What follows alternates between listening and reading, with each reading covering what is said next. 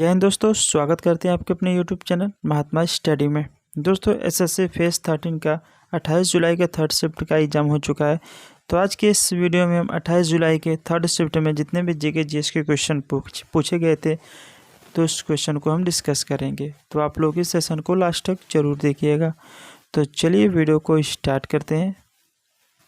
बात करते हैं क्वेश्चन नंबर पहले की। मूँगफली और चावल किस प्रकार की फसल है? तो इसका जवाब है खरीफ फसल है। मूंगफली और चावल खरीफ की फसल है। बात करें रबी की फसलें सर्दियों में बोई जाती है और खरीफ की फसलें मानसून के मौसम में, और जायद की फसलें रबी और खरीफ के बीच में बोई जाती है।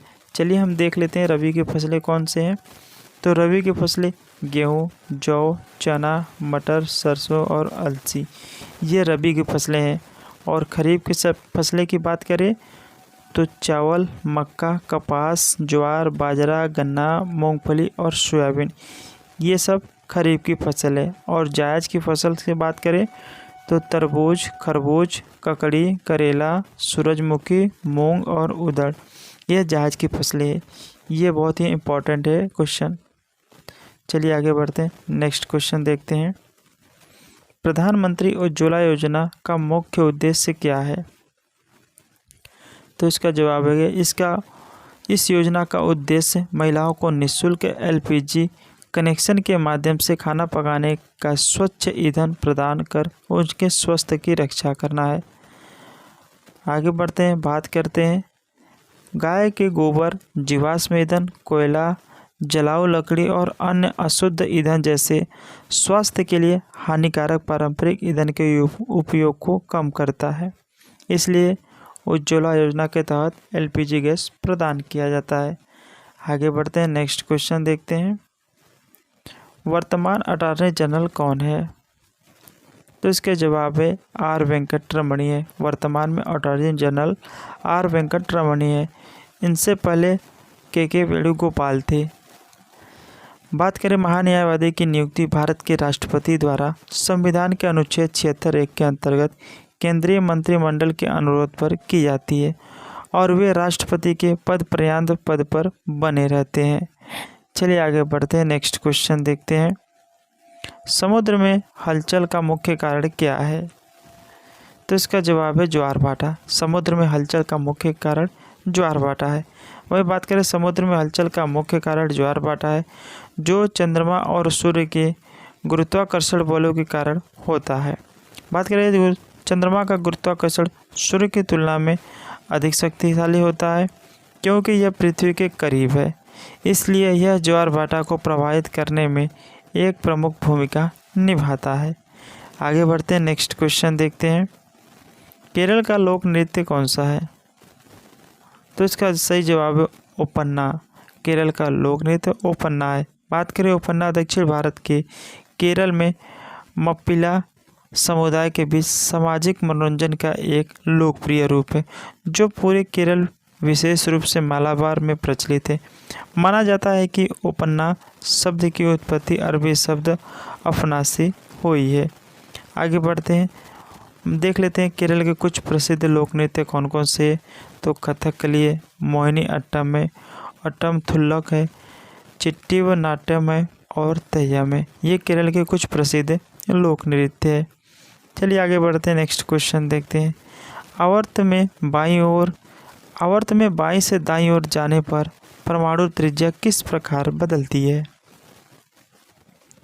तो इसका सही जवाब है किसी आवर्त में बाईं से दाईं ओर जाने पर तत्वों के परमाणुओं का आकार घटता है क्योंकि तत्वों की परमाणु संख्या की वृद्धि होती जाती है, जिससे नाभिक में धन आवेशों की संख्या बढ़ती जाती है।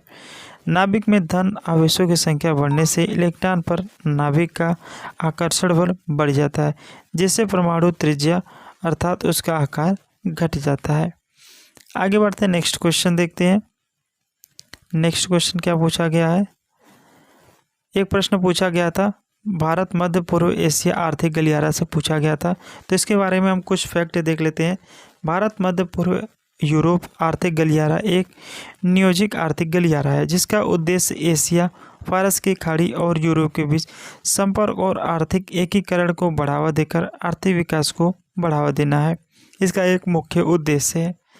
नेक्स्ट क्वेश्चन देखते हैं। DIC की स्थापना किस पंचवर्षीय योजना में की गई है? तो इसका आंसर होगा जिला उद्योग केंद्र DIC की स्थापना 1978 में 5वीं पंचवर्षीय योजना जो 1974 से 1979 के बीच चला था, इसके दौरान की गई थी। केंद्र सरकार द्वारा छोटे शहरों और ग्रामीण क्षेत्रों में लघु कुटीर ग्रामीण और लघु उद्योगों को बढ़ावा देने के लिए DIC कार्यक्रम शुरू किया गया था, जिसका उद्देश्य रोजगार सृजन, उद्यमियों को सहायता सेवा प्रदान करना था। वही बात करें DIC का फुल फॉर्म क्या होता है, तो DIC का फुल फॉर्म होता है डिस्ट्रिक्ट इंडस्ट्रियल सेंटर होता है। चलिए आगे बढ़ते हैं, नेक्स्ट क्वेश्चन को देखते हैं। एक क्वेश्चन ये पूछा गया है, नीलगिरी पहाड़ी की सबसे ऊंची चोटी कौन सी है? तो इसका जवाब होगा दोदा बेटा। नीलगिरी पहाड़ी की सबसे ऊंची चोटी दोदा बेटा है। बात करें इसकी ऊंचाई तो 2637 मीटर है और फीट में 8652 फीट है। यह चोटी तमिलनाडु में स्थित है और पश्चिमी घाट का हिस्सा है। तो इसका जवाब होगा दोदा बेटा। आगे बढ़ते हैं, नेक्स्ट क्वेश्चन देखते हैं।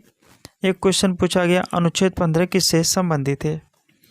तो इसका जवाब होगा भारतीय संविधान का अनुच्छेद 15 धर्म, जाति, लिंग, जन्म या इसमें से किसी के आधार पर भेदभाव का निषेध करता है। तो यह अनुच्छेद 15 से संबंधित है। आगे बढ़ते हैं, नेक्स्ट क्वेश्चन। अगला क्वेश्चन पूछा गया, दीपिका पल्लिकाल किससे संबंधित है?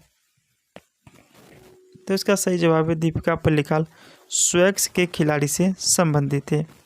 आगे बढ़ते हैं, नेक्स्ट क्वेश्चन देखते हैं। एक क्वेश्चन पूछा गया था, आयुष्मान भारत से पूछा गया था, तो इसका कुछ फैक्ट देख लेते हैं क्या है। आयुष्मान भारत योजना, आयुष्मान भारत प्रधानमंत्री जन आरोग्य योजना 23 सितंबर 2018 को रांची, झारखंड में प्रधानमंत्री श्री नरेंद्र मोदी द्वारा लॉन्च किया गया था। तो इसे झारखंड में लॉन्च किया गया था। चलिए आगे क्वेश्चन देखते हैं। एक क्वेश्चन पूछा गया था पंचवर्षीय योजना से, तो इसका कुछ फैक्ट देख लेते हैं। भारत की पंचवर्षीय योजनाएं सोवियत मॉडल से प्रेरित की गई थी और इनका मुख्य उद्देश्य संतुलित आर्थिक विकास को बढ़ावा देना, गरीबी को कम करना और कृषि, उद्योग, बुनियादी ढांचे जैसे प्रमुख क्षेत्रों का आधुनिकीकरण करना इसका मुख्य उद्देश्य था। ये पंचवर्षीय योजना से कुछ क्वेश्चन पूछे गए थे। सो दोस्तों, ये रहा आज का सेशन आपको कैसी लगी हमें कमेंट बॉक्स में बताएं। वीडियो पसंद आई तो एक लाइक कर दीजिए और चैनल पर पहली बार विजिट की हो तो चैनल को ज़रूर सब्सक्राइब करें। तो चलिए मिलते हैं अपने अगले वीडियो में। Thank you.